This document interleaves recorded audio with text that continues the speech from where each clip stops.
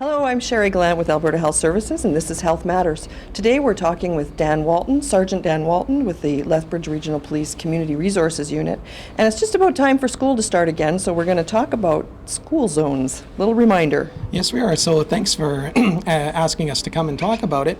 So yeah, school zones are coming into effect. So I'll ask you, do you know what day school zones come into effect this year? I don't. This is a good opportunity. It's a good opportunity. So it actually starts on September 2nd. So the majority of the schools will be back in. So the police will be out there, will be enforcing the school zones, watching for infractions. But I really wanted to come and talk about the safety issues that we see inside this school zone. So those are some of the things that I wanted to talk about. What are the safety issues? I mean, crosswalks. Are there any safety patrols at schools anymore? We have in our city right now, there's 2 safety patrols that still exist out there with the Alberta Motor Associations. It's a program that they run and we assist on them. But right now, that's the only 2 that we have in the city. We have approximately 38 schools that will have school zones going into effect on September 2nd.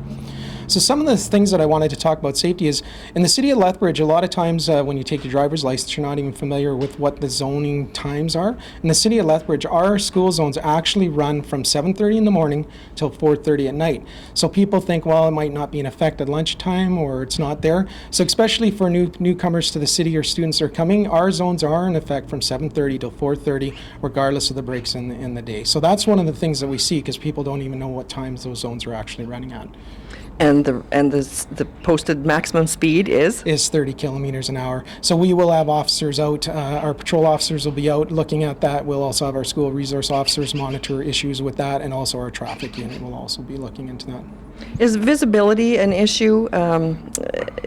What should drivers be looking for? Well, there's lots of things to look for. First off, our kids coming back, some kids are excited to go back to school, so they're not really paying attention. They're not crossing in the crosswalks.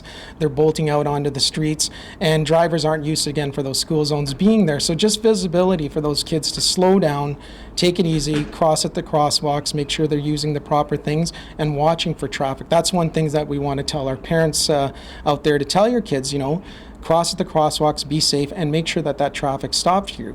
On the other side, we want to tell drivers, be aware that those children are in the zones again. They may be excited, they're not paying attention, and just slow it down and watch for kids darting out in front of those cars.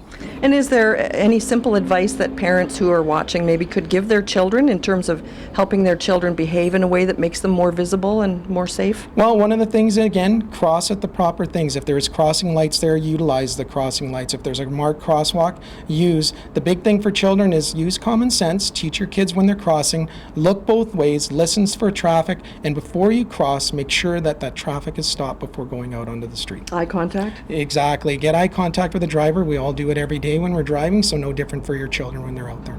Anything you want to add? No, I think that pretty well covers it, so thank you very much. Thank you for such good advice. All right. Timely, very timely. Thank you for watching.